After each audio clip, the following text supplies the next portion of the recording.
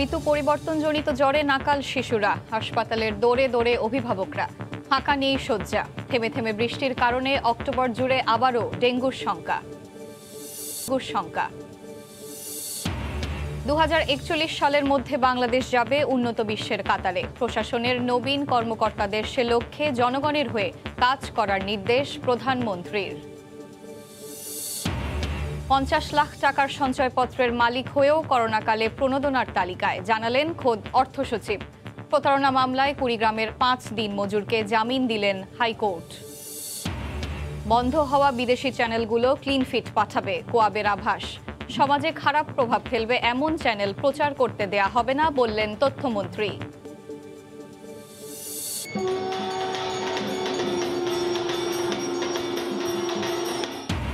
মহালয়ার মধ্য দিয়ে দেবীপক্ষের শুরু। চণ্ডীপাঠ ও ঘট স্থাপন করে দুর্গাকে আবাহন। মন্দিরে মন্দিরে নানা আয়োজন। পশ্চিমবঙ্গে থিম ভিত্তিক পূজা মণ্ডপের প্রস্তুতি। সময় সংবাদের সঙ্গে আছি আমি এশা হোসেন।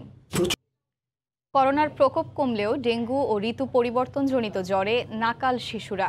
জেলা থেকে জেলা ঘুরে অভিভাবকরা ছুটছেন বিভাগীয় শহরের হাসপাতালে, তবুও মিলছে না শয্যা। এদিকে প্রতিদিনই নতুন নতুন রোগীর চাপ সামলাতে হিমশিম অবস্থা হাসপাতালগুলোর। এই অবস্থায় শিশুর যত্নে অভিভাবকদের আরও বেশি মনোযোগী হওয়ার পরামর্শ দিলেন বিশেষজ্ঞরা। অন্যদিকে থেমে থেমে বৃষ্টিপাতের কারণে অক্টোবর জুড়ে ডেঙ্গুর প্রকোপ থাকার আশঙ্কা করছেন তারা।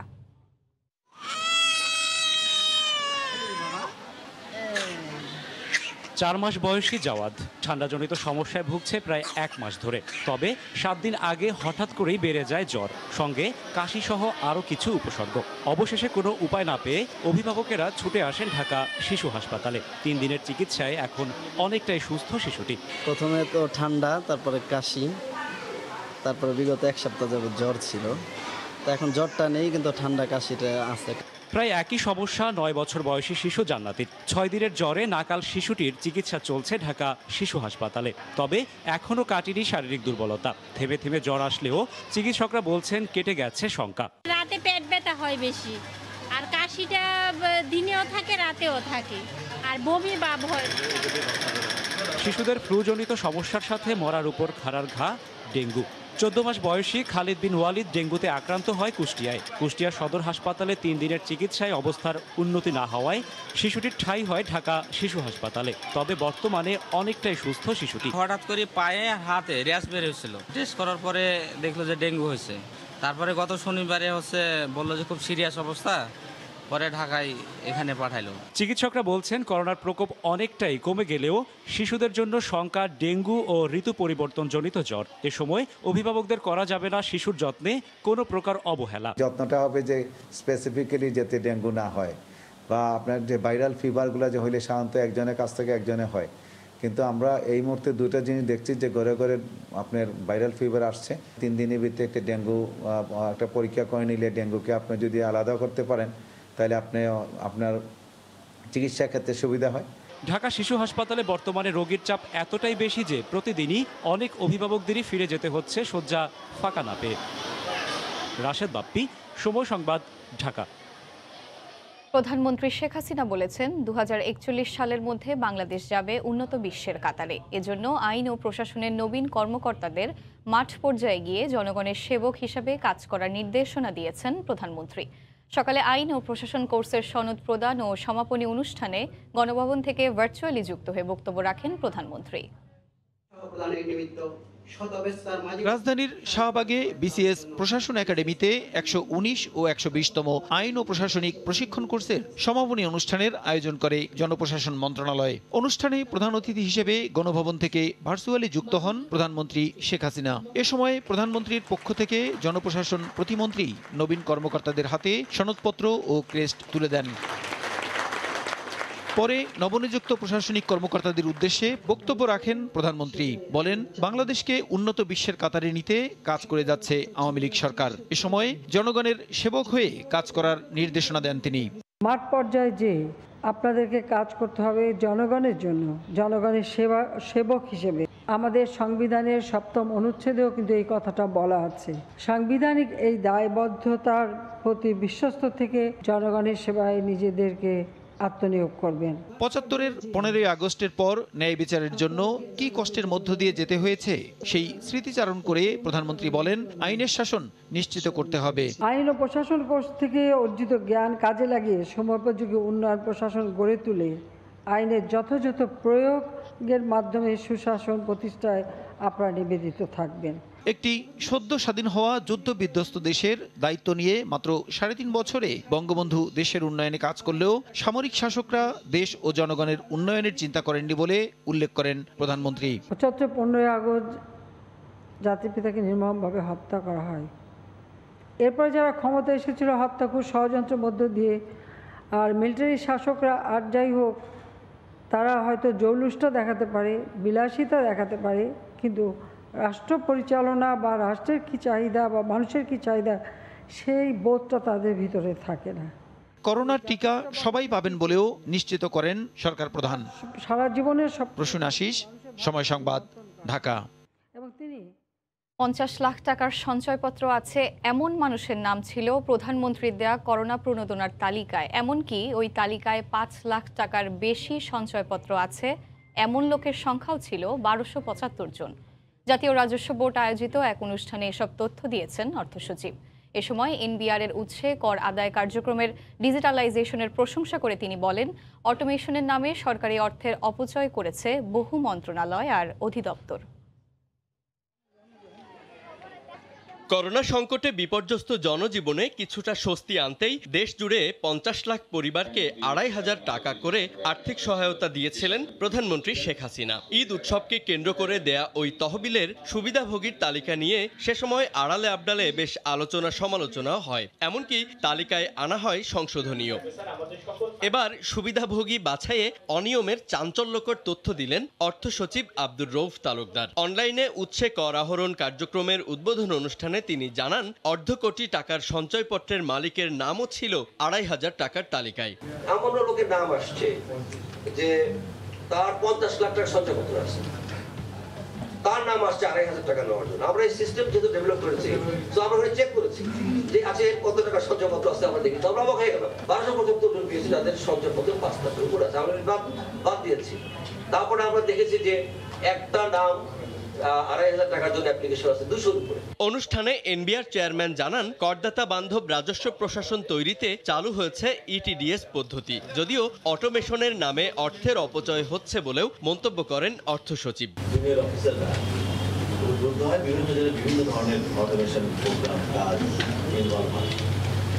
এদেরই একটা গ্রুপ এই ইটিডিএস সিস্টেমটাকে ডেভেলপ করেছে বিনা পয়সায়। বিভিন্ন মন্ত্রণালয়ে আমরা দেখি যে তারা বিভিন্ন রকম কাজ অটোমেশন করছে। তারা এটাকে আউটসোর্স করে দেন, বাইরের একটা কোম্পানি এসে করে দিয়ে যায়, এবং দেখা যায় যে কিছুদিন পর সেটা আর কাজ করছে না, এবং না সাস্টেন না, কাজই করে না, এবং এখানে সরকারের অনেক অর্থের অপচয় হচ্ছে। বর্তমানে করের প্রায় 64%ই উৎসে আহরণ করা হচ্ছে জানিয়ে এনবিআর বলছে, অটোমেশন ব্যবস্থা কার্যকরের কর ব্যবস্থাপনায় নিশ্চিত হবে জবাবদিহিতা ও আর্থিক শৃঙ্খলা।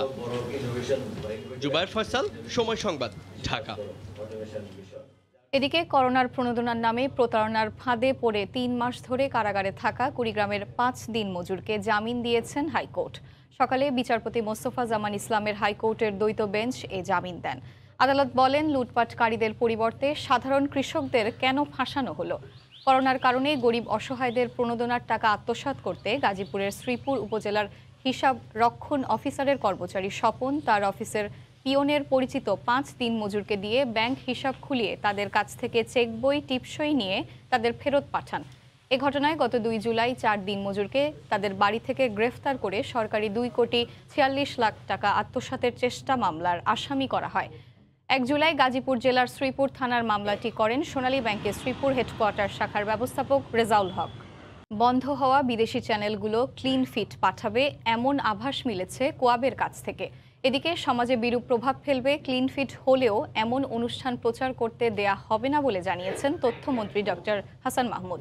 সকালে সচিবালয়ে নিজ কার্যালয়ে তিনি আরও জানান, আগামী বছর থেকে কোনো অনলাইন নিউজ পোর্টাল প্রকাশের আগেই রেজিস্ট্রেশন নিতে হবে।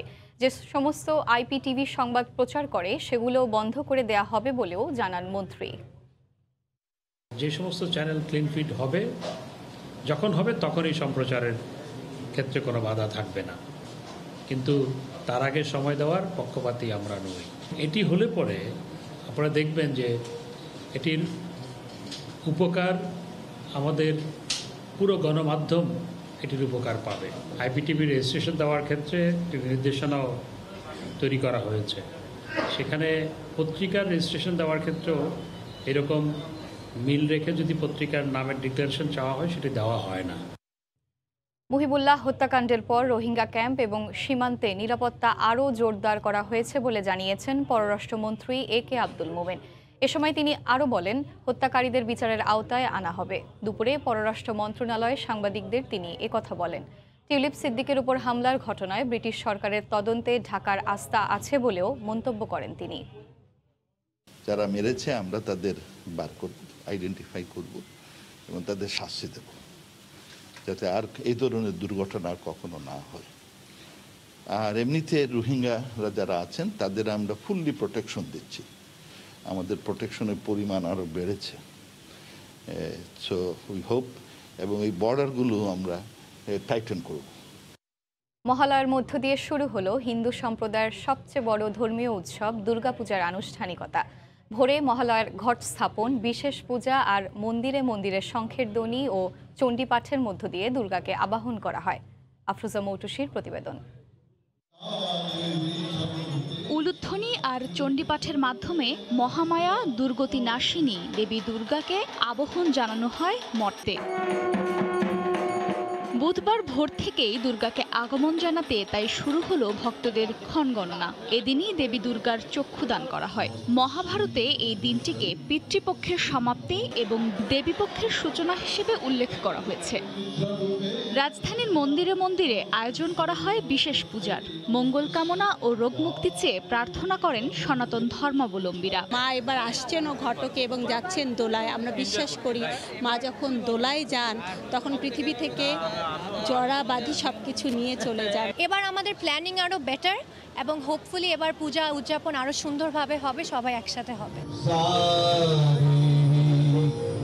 রাজধানীর বনানী পূজা মণ্ডপে শুভ মহালয়ার উদ্বোধন করে তথ্যমন্ত্রী বলেন, ধর্মকে ভুলভাবে স্থাপন করার কারণে দেশে দেশে হানাহানির ঘটনা ঘটে থাকে। সব ধর্মের প্রতি শ্রদ্ধাশীল হওয়া উচিত বলেও মন্তব্য করেন তিনি। ধর্মের অনেক অপব্যাখ্যা করা হয় এবং অপব্যাখ্যা করে মানুষকে ভুল পথে পরিচালিত করার অপচেষ্টা হয়, এবং সেই কারণে পৃথিবীর বিভিন্ন জায়গায় নানা ধরনের হানাহানির সৃষ্টি হয়। দেবীকে বরণ করে নিতে আয়োজন করা হয় সাংস্কৃতিক অনুষ্ঠানের। এবার দেবী আসবে ঘোড়ায় চড়ে, ফিরে যাবে দোলায় করে।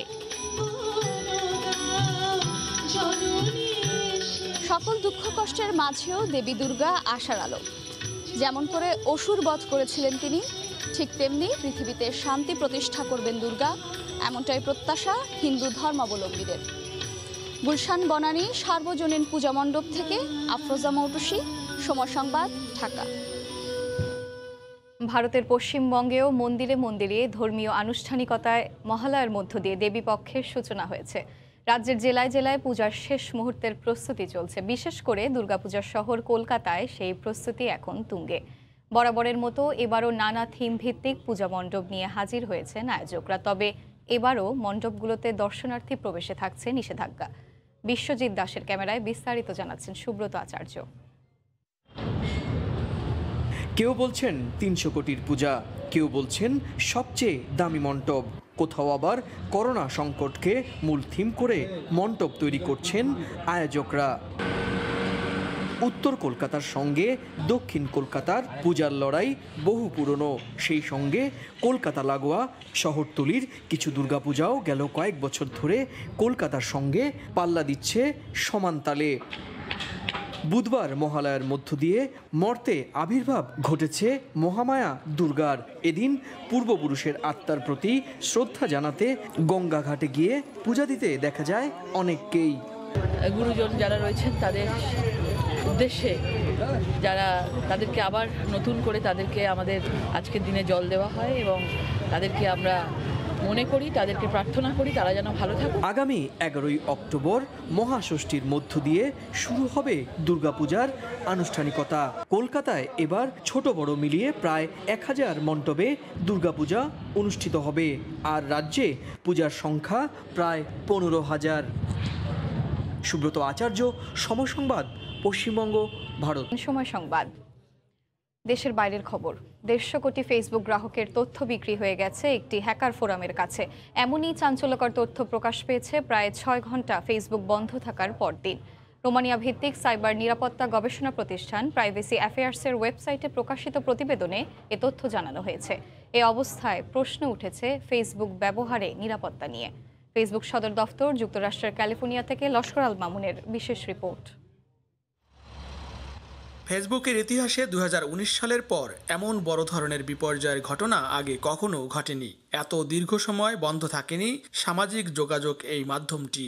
ফেসবুক বিভ্রাট বা বিপর্যয়ের ঠিক পরদিনই প্রকাশিত প্রাইভেসি অ্যাফেয়ার্সের এই প্রতিবেদন নতুন চমকের সৃষ্টি করেছে। যদিও প্রাইভেসি অ্যাফেয়ার্স বলেছে 4 অক্টোবরের বিপর্যয়ের সঙ্গে 150 কোটি ব্যবহারকারীর তথ্য বিক্রির কোনো সম্পর্ক নেই। এই ঘটনা ঘটেছে সেপ্টেম্বরের শেষ সপ্তাহে। ফেসবুকের একজন মুখপাত্রও মঙ্গলবার এক বিবৃতিতে জানিয়েছেন, বিপর্যয়ের এ সময়ে কোনো ব্যবহারকারীর ডাটা বেহাত হওয়ার প্রমাণ মেলেনি। তবে অনেক বিশ্লেষকই মনে করছেন এই বন্ধ থাকার পেছনে রয়েছে অন্য কোনো বড় কারণ। প্রাইভেসি অ্যাফেয়ার্স মঙ্গলবার ওয়েবসাইটে প্রকাশিত প্রতিবেদনে জানিয়েছে, সাম্প্রতিক সময়ে ফেসবুক প্রায় 150 কোটি গ্রাহকের তথ্য একটি হ্যাকার ফোরামের কাছে বিক্রি করেছে। এই বিক্রির ক্ষেত্রে প্রতি 1 মিলিয়ন বা 10 লাখ ব্যবহারকারীর তথ্যের জন্য $5,000 মূল্য পরিশোধ করতে হয়েছে ক্রেতা হ্যাকার ফোরামকে। অর্থাৎ 150 কোটি ফেসবুক ব্যবহারকারীর ব্যক্তিগত তথ্য কিনতে হ্যাকার ফোরামের ব্যয় হয়েছে $7,50,000। ফেসবুকের বিপর্যয়ের ব্যাপারে সংশ্লিষ্ট বিশেষজ্ঞ সূত্রে আরও জানা যায়, রাউটারে নতুন কনফিগারেশনটি চলছিল ফেসবুক, মেসেঞ্জার, ইনস্টাগ্রাম এবং হোয়াটসঅ্যাপের মধ্যে একটি কমন সুইচ প্ল্যাটফর্ম তৈরির জন্য। এর মাধ্যমে ফেসবুক এবং এর অধীন মাধ্যমগুলোর মধ্যে প্রয়োজনীয় ডাটা দেয়া নেওয়া সহজ হতো। সেই কাজটি চলমান থাকা অবস্থায় পুরো রাউটিং ব্যবস্থায় বড় ধরনের কারিগরি ত্রুটি দেখা দেয় এবং ফেসবুক ও এর অধীন সবগুলো অনলাইন সেবা বন্ধ হয়ে যায়। শেষ পর্যন্ত সেই কারিগরি ত্রুটি সারিয়ে তোলার প্রাথমিক কাজটি সম্পন্ন হয়েছে। এখন আগের ত্রুটিগুলির দিকে লক্ষ্য রেখে কনফিগারেশনের কাজ চলছে।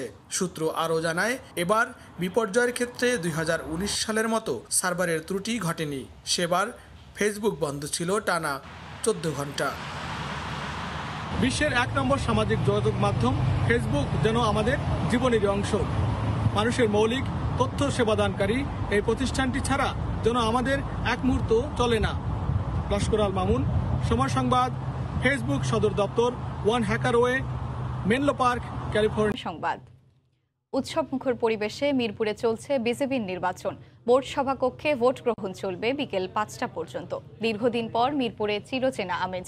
বিসিবির পরিচালনা পর্ষদ নির্বাচনকে কেন্দ্র করে স্লোগানে মুখরিত পুরো শেরেবাংলা ক্রিকেট স্টেডিয়াম প্রাঙ্গণ। এরই মধ্যে ক্যাটাগরি 1 থেকে 7 কাউন্সিলর বিনা প্রতিদ্বন্দ্বিতায় নির্বাচিত হয়েছেন। এখন 16টি পদের জন্য লড়ছেন প্রার্থীরা, যদিও নির্বাচনের প্রতিদ্বন্দ্বিতা থেকে নিজের নাম প্রত্যাহার করেছেন মাসুদুজ্জামান ও আশফাক টিটু। এদিকে ক্যাটাগরি 1-এ নির্বাচন হবে শুধু ঢাকা আর রাজশাহী বিভাগে। ক্যাটাগরি 2-এ 12 পরিচালক পদের বিপরীতে লড়ছেন 16 জন। ক্যাটাগরি 3-এ উত্তাপ ছড়াচ্ছে নাজমুল আবেদিন ফাহিম আর খালেদ মাহমুদ সুজনের দ্বৈরথ। বিসিবির পরিচালকের পদ 25টি, এদের মধ্যে 2 জন এনএসসি কোটায় নির্ধারিত। পরে পরিচালকদের ভোটে নির্বাচিত হবেন বোর্ড সভাপতি। এ পর্যায়ে শীর্ষ সংবাদ জানিয়ে দিচ্ছি আরেকবার।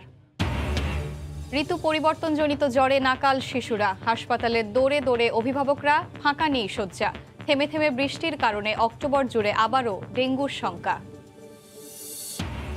2041 সালের মধ্যে বাংলাদেশ যাবে উন্নত বিশ্বের কাতারে। প্রশাসনের নবীন কর্মকর্তাদের সে লক্ষ্যে জনগণের হয়ে কাজ করার নির্দেশ প্রধানমন্ত্রীর।